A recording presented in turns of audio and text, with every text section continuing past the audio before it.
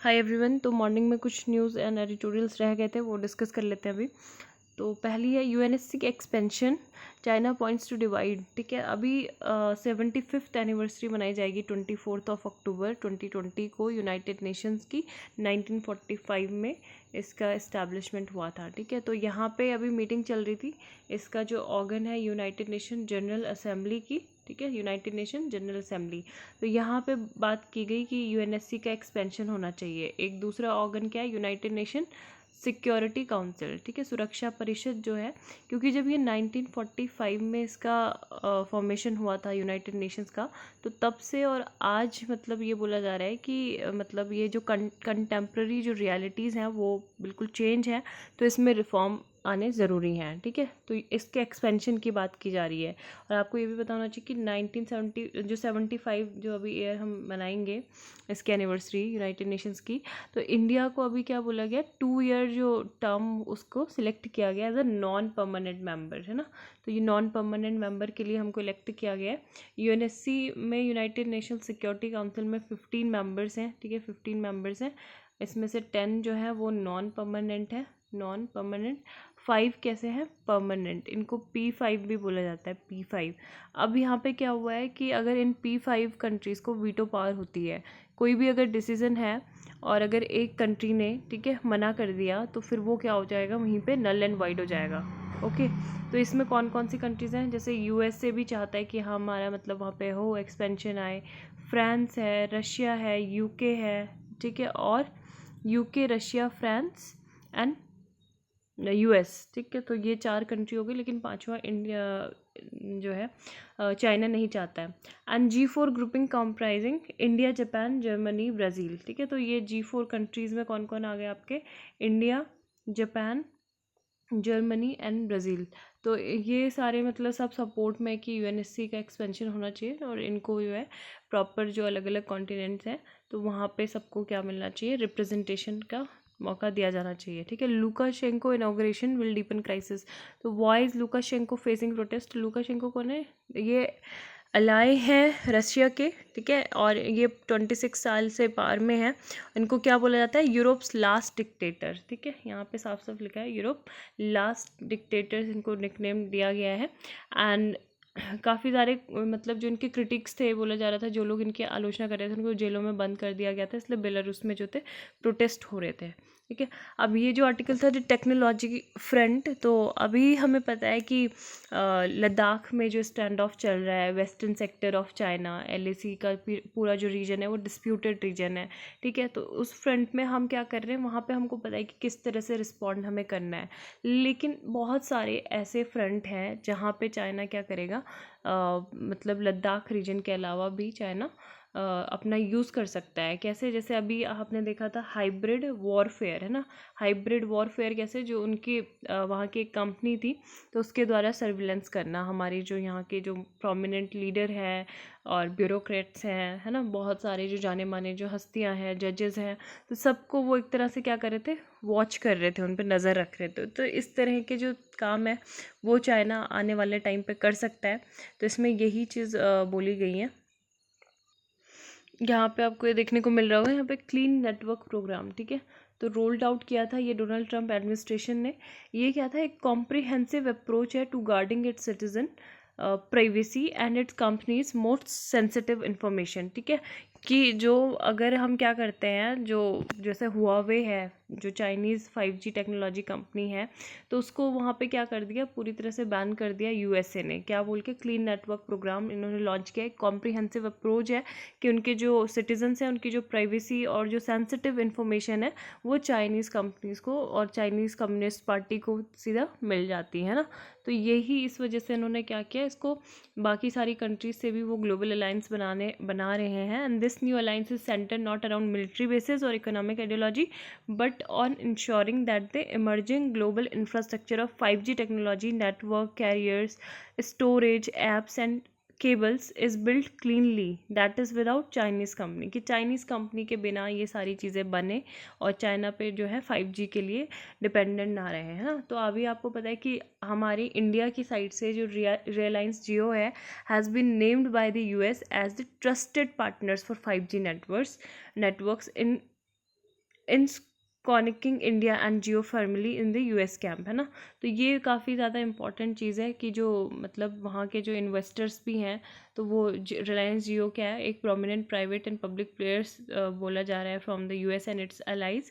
और 5G के जो नेटवर्क के बाद हमने जो 118 चाइनीज़ ऐप को मतलब बैन किया था, है ना, तो चाइना उसका भी ठीक से अभी रिस्पॉन्स नहीं कर पा रहा है। तो उनको एक तरह से पता चल गया है कि जो यूएस है और इंडिया है वो एक साथ वो आ सकते हैं और उनके लिए काफ़ी ज़्यादा ये थ्रेट हो सकती है ना। तो लद्दाख फेस ऑफ में be link to India align with US against Chinese tech players. Next जो है news, drawing a red line. तो ये ड्राइंग अ रेड लाइन जो है SY कुरैशी जी का ये आर्टिकल है, और the writer is former chief election commissioner of India and a former member of national broadcasting standard authority. ठीक है, तो यहाँ पे सबसे मेन ये बोला गया है, अभी आपको पता है जो UPSC से रिलेटेड जो एक वो था बिंदास बोल टेलीकास्ट होने जा रहा था, है ना।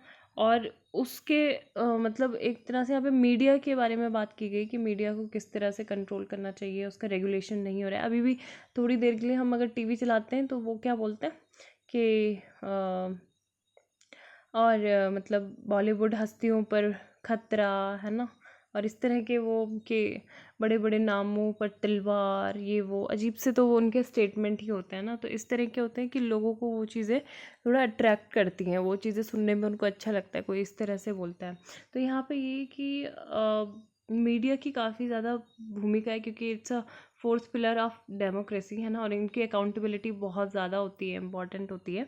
And both preserve the independence of the media whose role in democracy is indispensable as well as to regulate it. There are several possible indigenous models Supreme Court must treat wisely. तो supreme court के पास opportunity है कि वो इसको क्या कर सके, regulate कर सके, है ना। 2018 में भी क्या था, एक जजमेंट आई थी जो हेटफुल स्पीच है उसको कंट्रोल करने से रिलेटेड, जो ministry of information and broadcasting ministry है 2018 में, उन्होंने ये अटैम्प्ट किया था कि उन्होंने जो फेक न्यूज़ थी, उन्होंने बोला कि फेक न्यूज़ क्या हो जाएगी, सस्पेंड हो जाएगी एंड परमानेंटली कैंसल्ड। और the next 15 hour witness a huge against the circular, मतलब काफ़ी ज़्यादा इसका जो था अपोज किया, जितने भी जो मीडिया हाउसेज हैं उन्होंने इसका अपोज किया सर्कुलर का। उसके बाद IB मिनिस्ट्री को क्या करना पड़ा, रिवोक करना पड़ा ये सर्कुलर, है ना। तो ये चीज़ बोला गया है कि जो चैनल्स हैं, TV चैनल्स हैं, have the power to set the country afire with their hateful discourse, for which some of them have become notorious. Everyone can see freedom of speech being blatantly abused on a daily basis, है ना। तो जहाँ पे मतलब देखो हमारी एक तरफ तो है कि हमको फ्रीडम ऑफ स्पीच है, राइट टू फ्रीडम हमको मिला हुआ है अंडर आर्टिकल 19, है ना, फ्रीडम ऑफ एक्सप्रेशन, आपको अभिव्यक्ति की स्वतंत्रता है, लेकिन उसमें रीजनेबल रिस्ट्रिक्शंस भी दिए गए हैं। रीजनेबल रिस्ट्रिक्शंस मतलब कि आपको कुछ अपने लिमिट्स में रह के बोलना है, ऐसे नहीं कि आप कुछ भी, आप फ्रीडम ऑफ स्पीच ऐसी हो रही है कि जिससे दूसरे की पीस भंग हो रही हो या फिर कुछ भी वायलेशन हो रहा हो दूसरे अदर फंडामेंटल राइट्स का, है ना। तो सुप्रीम कोर्ट ने ये बोला कि एक मतलब इंडिपेंडेंट रेगुलेशन एक जो है वो इस्टेब्लिशमेंट उसका होना चाहिए, जो क्या कर सके, मीडिया हाउसेस को उनकी जो एक्टिविटीज़ हैं उनको ठीक तरीके से रेगुलेट कर सके, है ना। तो उसके लिए कुछ काम भी किए गए थे, जिससे सेल्फ कम इंडिपेंडेंट एक रेगुलेशन लाया गया था। फिर NBA जो था, यानी कि नेशनल न्यूज़ ब्रॉडकास्टर एसोसिएशन, ठीक है, इसको सेटअप किया गया था 2008 में। फिर इससे ही सेटअप की गई थी national broadcasting standard authority with the legendary former chief justice of India justice JS Verma, इसके चेयरमैन थे उस टाइम पे, ठीक है, NBSA। और इन्होंने ये बोला कि ठीक है, ये एक क्या होगी, इंडिपेंडेंट बॉडी होगी, और that he would broke no interference from the parent body, है ना, कि इंटरफेरेंस इसका नहीं होगा। But the NBA a condition which the association has always honoured, तो उस टाइम पे काफ़ी ज़्यादा इसको ऑनर भी किया जाता था। और इसमें 4 रिप्रेजेंटेटिव होते थे, ठीक है, NBSA में क्या होते थे, 4 रिप्रेजेंटेटिव होते थे। कुछ क्या होते थे, मीडिया एडिटर्स होते थे, और कुछ इंडिपेंडेंट जो मेंबर्स थे वो होते थे इसमें, eminence member. And beside the chairman I was, तो ये इन्होंने ये बोला है कि मैं भी मतलब NBA का ही मेंबर था उस टाइम पे, काफ़ी अच्छा ये लोग काम कर रहे थे। And there was only one occasion when upset with a series of hostile orders, तो काफ़ी हॉस्टाइल ऑर्डर्स दिए जाते थे। The NBA is a private association of news broadcaster, ठीक है, तो ये क्या एक तरह से प्राइवेट एसोसिएशन है न्यूज़ ब्रॉडकास्टर का, 25 in number, comprising 65 news and current affairs channel, जब इन्होंने छोड़ा था, ठीक है, तो ये है, यानी कि 65 न्यूज़ चैनल थे, 25 डिफरेंट मीडिया हाउसेज इसमें थे, प्राइवेट एसोसिएशन ये है। और ये बोला गया कि उस टाइम तक मतलब 2669 जो कंप्लेंट्स थी वो डील की गई थी, और इन्होंने सिर्फ 74 जो जजमेंट्स थे वो दिए गए थे, है ना। और काफ़ी ज़्यादा जो इसका जो रोल था वो ministry of information broadcasting and election commissioner ने भी एक्नॉलेज किया था। लेकिन और इसी तरह से यूके में भी क्या है, एक ऑफर्स है good example in the form of Ofcom, तो ऑफकॉम क्या है, ऑफिस ऑफ कम्युनिकेशंस, ठीक है, तो यहाँ पे गवर्नमेंट अप्रूव करती है रेगुलेटरी कंपटीशन अथॉरिटी ब्रॉडकास्टिंग के लिए, telecommunication and postal industry like the NBA, तो ये ऑफकॉम भी क्या करता है, इसी तरह से फंक्शंस करता है। लेकिन NBA अभी ये सब्सटेंशियल डिफरेंस इसमें ये है कि ये एक्ट ऑफ पार्लियामेंट के द्वारा बनाई गई है ना। This implies that the Ofcom is given authority by the British parliament is answerable to it and has been given legitimacy, तो ये बोला जा रहा है कि इसको स्टैचुरी जो स्टेटस है वो मिलना ज़रूरी था, ठीक है। अगर किसी चीज़ को अगर स्टैचुरी स्टेटस मिल जाता है तो उससे क्या होती है, गवर्नमेंट से फंडिंग उसकी होगी, तो आगे मतलब अगर कोई भी अगर ये जो अपना जो ऑर्डर है वो रिलीज़ करेंगे तो वो सब पे अप्लाई होगा, ठीक है। ऐसा नहीं होगा कि इसके जो, क्योंकि ये होता था कि अगर इन्होंने मीडिया हाउसेस के अगेंस्ट में कुछ अपना जजमेंट दिया है तो वो मीडिया हाउस वहाँ से एग्जिट कर जाता था, है ना, तो वो फिर उस पर एप्लीकेबल नहीं होता था। लेकिन अभी ये होगा कि अगर ये स्टैट्यूटरी बॉडी बनेंगे तो इन पे क्या होगा, ये सारे जो चीज़ें हैं वो एप्लीकेबल होंगी, तो इसमें यही इस आर्टिकल का पूरा है। ओल्ड एजुकेशन पॉलिसी, तो इसमें क्या है, old education policy like previous policy NAP 2020 fails those traps in vicious cycle of disadvantage, ठीक है। तो यहाँ पे ये बोला गया है कि इसने जो न्यू एजुकेशन पॉलिसी है इसने डिवाइड कर दिया लोगों को, 2 कैंप्स बन गए हैं, ठीक है। 2 कैंप्स कैसे बन गए हैं, एक कैंप में है जो क्या कर रहे हैं, इसको क्रिटिक्स मतलब इसको क्रिटिसाइज कर रहे हैं, दूसरे इसके सपोर्टर हैं, ठीक है। सपोर्टर में मतलब ये बोला गया, ठीक है, ये इनइक्वलिटी को कम करने वाला है, इसमें आपको चॉइसेस ऑफ क्या मिलेगा, मतलब फ्लेक्सिबिलिटीज़ है, और वोकेशनल एजुकेशन की बात की गई है ना। हायर एजुकेशन में जो है मल्टीपल एग्जिट्स एंड जो एंट्री है वो है, ग्लोरिफिकेशन जो है हमारे एंशियंट कल्चर की वो भी इसमें किया गया है।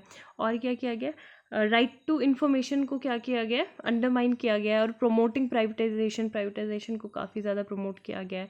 जो हमारी कॉन्स्टिट्यूशनल वैल्यूज़ हैं उनको क्या किया गया, रिप्लेस किया गया है with banal idea such as seva, ahimsa, स्वच्छता, जिसे क्या बोलते हैं सैनिटाइजेशन, मतलब साफ सफाई, और त्याग है ना, सेक्रीफाइस, कर्टेसी, बलिदान, अहिंसा।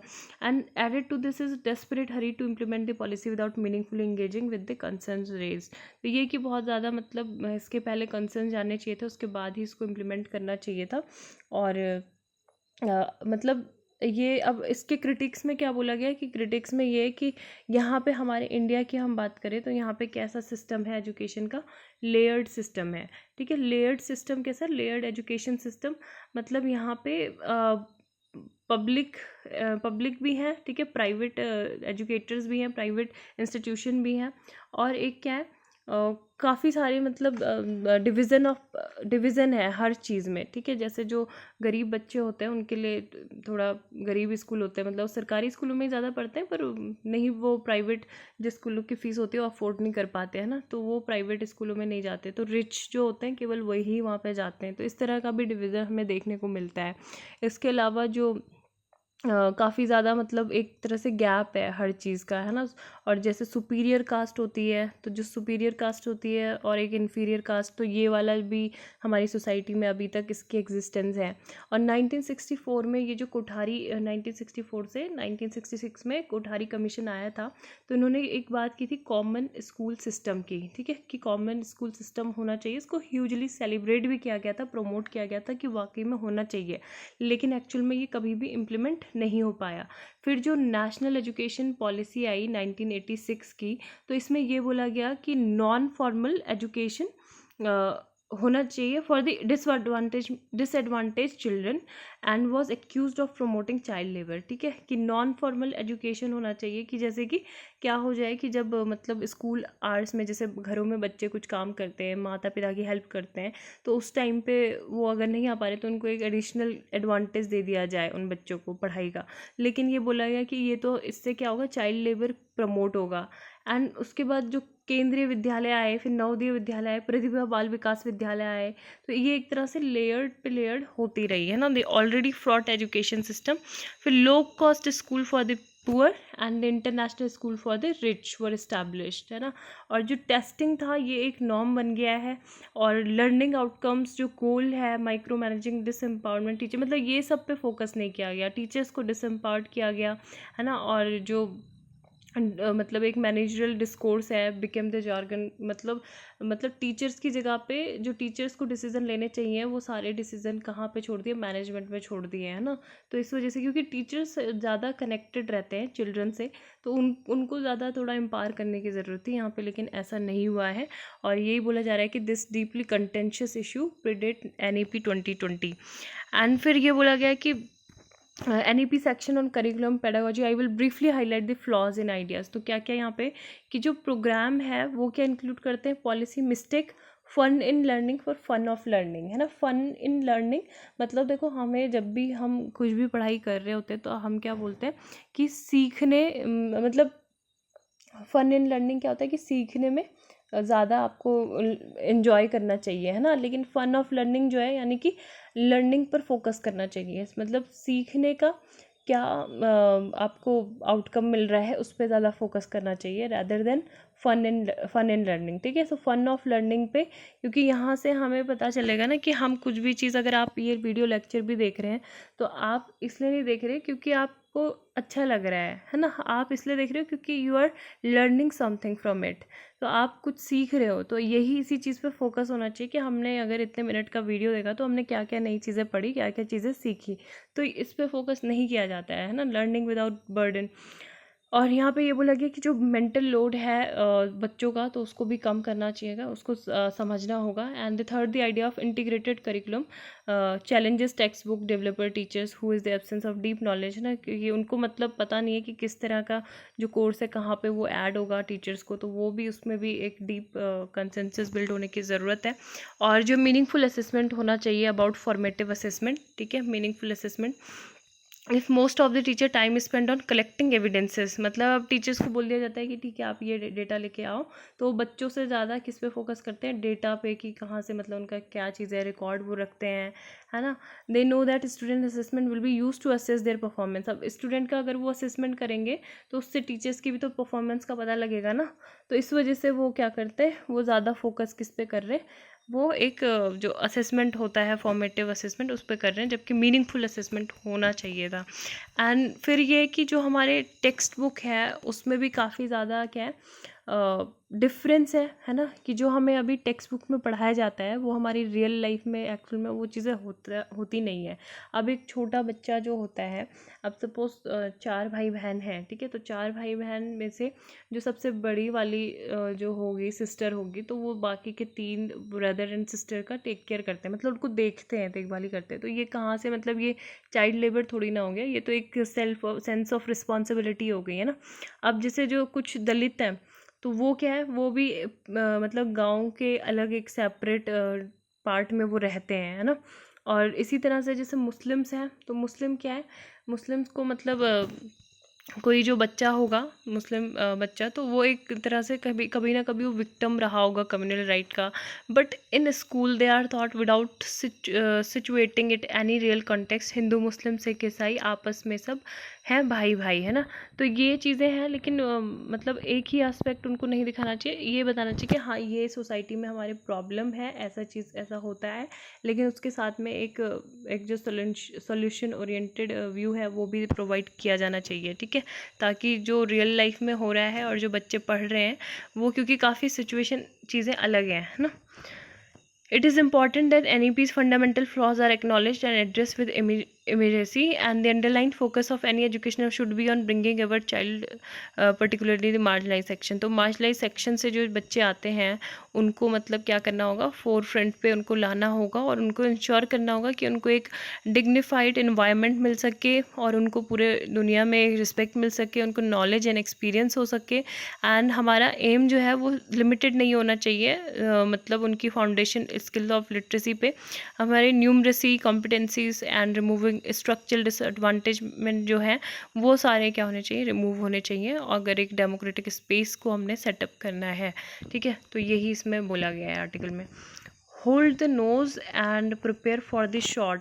तो होल्ड द नोज़ में जो यही चीज़ बोला गया कि एनसीबी जो है, अब वो केस क्या था, सुशांत सिंह राजपूत मर्डर केस था, लेकिन उसको क्या किया गया, काफ़ी ज़्यादा उस एक केस से मतलब जो पूरा ड्रग कार्टेल है बॉलीवुड का वो सामने आ रहा है ना। अब वो ड्रग कार्टेल के सामने आने से पहले ही मीडिया क्या कर रहा है, इतना ज़्यादा एग्जेजरेट कर रहा है चीज़ों को कि दीपिका पादुकोण की जो इमेज थी एक पूरी बनी हुई वो पूरी तरह से डिस्टॉर्ट हो गई है ना। इसके अलावा जो रकुल प्रीत है या फिर अदर एक्ट्रेसेस श्रद्धा कपूर, सारा अली खान है ना, तो ये सब है। अब ये है कि मतलब जब तक सुप्रीम कोर्ट की तरफ से कोई जजमेंट नहीं आती है तो तब तक तो इनको हम नहीं उंगली उठा सकते ना इन पे कि क्या है क्या नहीं है। लेकिन ऐसा हो रहा है बिकॉज मतलब इसी की वजह से। और एनसीबी क्या है, एक एक्ट के थ्रू जो ड्रग है कार्टेल इन मुंबई स्पेशली बॉलीवुड, तो इट इज़ नॉट क्लियर अभी, मतलब ये नहीं है कि किसी को अरेस्ट किया गया है रिया चक्रवर्ती की तरह, लेकिन ये कि क्वेश्चन पूछे जा रहे हैं। ठीक है, क्वेश्चन पूछे जा रहे हैं कि आपका ये व्हाट्सएप चैट कैसे रिलेटेड है और यही सब चीज़ें हैं। और narcotic drugs and psychotropic substance act के थ्रू ये किया जा रहा है। ठीक है, 1985 का एक्ट था एनसीबी के द्वारा। तो यही चीज़ें बोली गई कि TV channels play accomplish all in the case of cause of justice, है ना। तो यही चीज़ है। अबाउट वैक्सीन कोविड-19 जो है, मतलब यहाँ पे प्रिपेयर फॉर द शॉट, इसमें कोविड-19 के बारे में ही बताया गया है कि अभी जो है जो एस्ट्राजेनेका है उन्होंने अपने ट्रायल्स जो थे ऑफ कर दिए थे, बंद कर दिए थे। क्यों? क्योंकि वहाँ पे यूके में क्या था, कुछ साइड इफ़ेक्ट हो गए थे किसी पर्सन को। ठीक है, ओल्डर था जो ट्रायल, मतलब फाइनल ट्रायल था, तो उस वजह से यहाँ इंडिया में भी बंद हो गए थे। लेकिन यहाँ पे फिर बोला गया है कि जो वैक्सीन है क्लिनिकल ट्रायल में जो थर्ड फेज़ है उसमें एटलीस्ट 50% एफिशिएंसी तो होनी ही चाहिए, है ना, टू बी वाइडली डिप्लॉयड। तो रेगुलेटर्स ने बोला है। और या फिर क्या होना चाहिए, ज़ीरो इंसिडेंस ऑफ इन्फेक्शन और close to 100% efficiency in the final phase of the trials. तो ये मतलब ऐसा तो हो नहीं सकता कि 100% एफिशिएंसी हो जाए वैक्सीन के ट्रायल में, है ना, क्योंकि वो नहीं हो सकती। लेकिन ये बोला गया कि 50% तक तो एफिशिएंसी लानी ही चाहिए।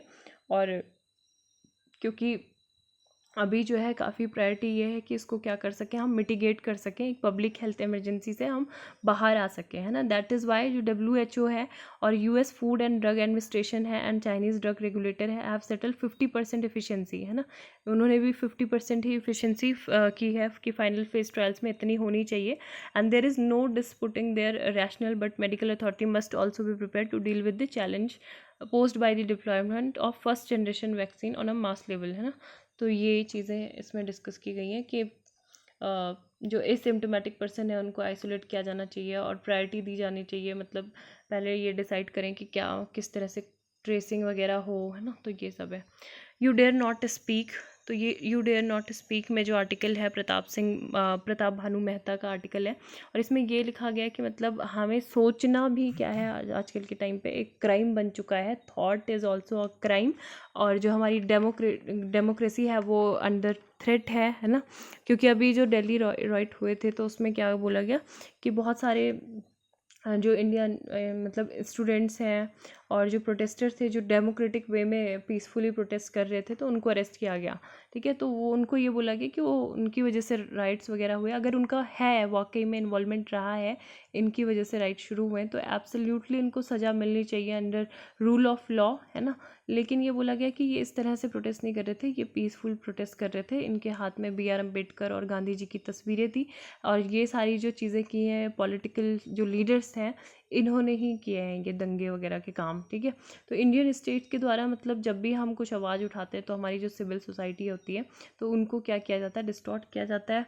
और मीडिया भी एक तरह से क्या करती है, स्टेट्स का ही फेवर करती है ना। और मतलब जो इन्वेस्टिगेशन है अगर वो उसमें अगर वो गिल्ट प्रूव हो जाते हैं या फिर क्या हो जाता है इनोसेंस, जब अगर उनकी जो इनोसेंट है या फिर अगर वो गिल्ट है, तो जब तक ये पूरे तरीके से अगर सुप्रीम कोर्ट का जजमेंट नहीं आता है तो तब तक हमें नहीं पता चल पाएगा। और इतने बीच में जो स्टूडेंट्स हैं उनका जो करियर है, उनका फ्यूचर है, वो क्या होता है, वो बर्बाद हो जाता है ना, पीस ऑफ माइंड चला जाता है हमेशा के लिए। तो यही चीज़ें बोली गई हैं। It can declare you a terrorist, it can declare you a drug Lord and it can charge you under UAPA and the Delhi charge sheet. Dozens and dozens of students distinguished academics are facing exactly this prospects, है ना। the law जो UAPA के unlawful activities prevention act है, इसको draconian law इसीलिए बोला जा रहा है क्योंकि आपके ऊपर अगर शक भी है तो आपको एक तरह से इंडिविजुअल आपको टेररिस्ट भी डिक्लेयर किया जा सकता है इसके अंतर्गत, ठीक है। And the law should take its own course when the state is interested in law, but when the state is using law as an instrument of ideological and physical intimidation, the phrase let the law take its own course becomes a cover to subvert our constitutional values. तो यहाँ पे यही बोला गया है कि जब states जो है अपनी आइडियोलॉजीज़ को रूल ऑफ लॉ के थ्रू अगर इम्प्लीमेंट करती हैं तो उसको मतलब क्या किया जाता है, एक तरह से पूरा सबवर्ट किया जाता है हमारी कॉन्स्टिट्यूशनल वैल्यूज़ को, है ना। और दूसरा ये बोला गया कि second is to erase distinction between legitimate protest and conspiracy, कि जो एक लेजिटिमेट प्रोटेस्ट होता है और एक जो षड्यंत्र होता है स्टेट के खिलाफ, तो उसको डिस्टिंग्विश करना ज़रूरी है स्टेट के लिए। क्योंकि जो भी अगर कोई डेमोक्रेटिक सोसाइटी है वहाँ पे पीसफुल प्रोटेस्ट होंगे ही, है ना। and you can also at the margins disagree about particular tactics, but the act of organizing and coordinating a protest does not amount to subversion of the state। तो ये है यहाँ पे बोला गया कि कोई पीसफुल प्रोटेस्ट कर रहा है तो उसका मतलब ये नहीं कि स्टेट के खिलाफ हो गया है, जिस तरह से आप उसको जेल में बंद कर रहे हो, है ना। भीमा कोरेगांव का यहाँ पे एग्जांपल दिया है कि पुलिस का जो मतलब पुलिस भी इस तरह से ही सपोर्ट करती है स्टेट को। और जो कुछ लोगों की जैसे आइडियोलॉजी होती है वो अलग अलग टाइप की होती है, तो वो बोल भी नहीं सकते, अगर बोलेंगे तो क्या लग जाएगा, ये केसेस उन पे UAPA लग जाएगा। और थॉट को क्राइम बोला गया है। लेकिन जब वही चीज़ें अगर कुछ ऐसी चीज़ें होती हैं कि कंट्रोवर्शियल स्टेटमेंट अगर पॉलिटिकल जो मास्टर्स हैं उनके द्वारा बोले जाते हैं तो उनको क्या मिलते हैं, प्रिविलेज मिलते हैं कि उनको प्रोटेक्ट किया जाता है ना। उनको अगर चाहे कॉन्स्टिट्यूशनल वैल्यू को कुछ ठेस भी पहुंच रही है तो भी वो क्या है, सही सलामत ही रहते हैं और वो कुछ भी बोल सकते हैं। तो ये है what is the basis of MSP। तो MSP का क्या बेसिस है, ये क्या है, तो यही चीज़ बोली गई कि इसकी कोई लीगलिटी नहीं है, ठीक है। MSP की क्या है, कोई लीगलिटी नहीं है। एंड जो farmers produce trade and commerce promotion and facilitation bill है, it does not give any statutory backing to MSP। और ये जो इसके जो लीगल राइट है, there isn't even a mention of इधर MSP और procurement in the bill passed by both houses and the Lok Sabha, है ना। तो कहाँ MSP was not part of any law before nor is it part of any law today, है ना। तो ये जो है एग्रीकल्चर मिनिस्टर, ठीक है, तो उन्होंने ये बोला है कि ये पहले भी नहीं था। नरेंद्र तोमर जो है, ठीक है, एग्रीकल्चर मिनिस्टर की, और MSP अभी भी कोई ऐसा पार्ट नहीं है लॉ का। अब जो नेशनल फूड सिक्योरिटी एक्ट था 2013 का NFSA, तो ये कांग्रेस सरकार ने पास किया था और उस टाइम पे लीगल बेसिस भी दिया गया था किसको, पब्लिक डिस्ट्रीब्यूशन सिस्टम को, ठीक है, फूड सिक्योरिटी एक्ट में। तो यहाँ पे क्या था कि वो एक तरह से ऑपरेट किया जाएगा only as a regular government scheme. और NFSA से एक्सेस मिला जो PDS था उसके राइट को, और हर पर्सन क्या करता था, वो प्रायोरिटी हाउस होल्ड उसको मतलब जो भी बिलोंग कर रहा है तो उनको 5 kg food grains per month उनको सब्सिडाइज प्राइस पे मिलेगा, है ना। तो ये था। लेकिन MSP का क्या है, MSP it is the only government policy that is part of administrative decision making. तो केवल ये क्या है, एक तरह से जो प्रशासक हैं उनकी डिसीजन मेकिंग पे ये बना है ना, उन्होंने ये बनाया है, क्योंकि गवर्नमेंट ही डिक्लेयर करती है कि किस क्रॉप्स के लिए क्या होगा, MSP क्या होगा, but there is no law mandating their implementation, कि किस तरह से उनका इम्प्लीमेंटेशन होगा, इस पर कोई लॉ नहीं बना हुआ है। एंड जो सेंटर है उन्होंने करेंटली फिक्स किया है 23 फार्म कमोडिटीज़ पे MSP, 7 सीरियल्स, पैडी, वीट, मेज़, बाजरा, ज्वार, रागी, बार्ले, एंड 5 पल्सेज हैं, चना, अरहर, तूर, उड़द, मूंग एंड मसूर, 7 ऑयल सीड यहाँ पे आप देख सकते हो, rape, mustard and groundnut, soybean, sunflower, sesame, sesame and sunflower, safflower and niger seed and 4 commercial crops cotton, sugarcane, copra, raw jute. ठीक है, अब ये जो CACP है, तो CACP भी क्या है, उनकी रिकमेंडेशन पे होता है। ठीक है, तो इनको भी मतलब क्या है, केवल ये एक तरह से रिकमेंडेशन ही देने का काम करता है। ठीक है, बिकॉज ये स्टैट्यूटरी बॉडी नहीं है, ये एक एक्ट ऑफ पार्लियामेंट के थ्रू सेटअप की गई थी despite its coming to existence in 1965 and not a statutory body, है ना, through an act of parliament के थ्रू नहीं बनी गई है। And MSP being announce since the time of the green revolution के टाइम पे 1966 से 67 के बीच में आई थी। और इनकी वेबसाइट में खुद ही ऐसा लिखा है कि it's just an attached office of the ministry of agriculture and farmer welfare, government of India, and it can recommend MSP but the decision on fixing का जो डिसीजन होगा और इवन नॉट फिक्सिंग, जो इन्फोर्समेंट वगैरह जितना भी enforcement इसका किया जाएगा वो गवर्नमेंट के द्वारा ही किया जाएगा। ठीक है, तो ये चीज़ें बोली गई है। और एक ही क्रॉप अभी ऐसी है जिसके लिए जो MSP पेमेंट है वो स्टैट्यूटरी एलिमेंट के अंतर्गत आती है, वो कौन है, शुगर केन, है ना। शुगर केन का जो प्राइस है वो क्योंकि 1966 का जो शुगर केन कंट्रोल ऑर्डर है उसके थ्रू इशू किया गया था, एसेंशियल कमोडिटीज़ एक्ट के थ्रू उसको रखा गया है, और बस यही प्रोवाइड करता है fixation of fair and remunerative price, FRP। ठीक है, तो यही इंपॉर्टेंट है यहाँ पे। एंड बाकी अभी ट्वीट करके बोल दिया था प्राइम मिनिस्टर ने कि वो क्या रहेगा, system of MSP will remain and government procurement will continue. ठीक है, और इस वजह से फिर थोड़ा बोला गया कि प्रोटेस्ट जो है थोड़ा शांत हो जाएंगे। एंड हरियाणा और जो MP है और पंजाब है, तो ये वेल इस्टेब्लिश सिस्टम है यहाँ पे गवर्नमेंट MSP परचेजेस का। यहाँ पे मतलब freedom to sell to anyone, मतलब उनको उससे ज़्यादा मतलब नहीं है कि वो उनको फ्रीडम मिल रही है, आज़ादी मिल रही है कि किसी को भी अपना प्रोड्यूस क्या कर सकते हो, बेच सकते हैं कहीं भी किसी भी टाइम पे, उसकी लिटिल कम वैल्यू है ना, little value compare to the comfort of assured procurement at MSP, कि उनको MSP एश्योर्ड मिलना ही चाहिए, उसकी ज़्यादा वैल्यू है उनके लिए, है ना। तो बस यही इसमें इम्पॉर्टेंट था। और thank you, have a nice day.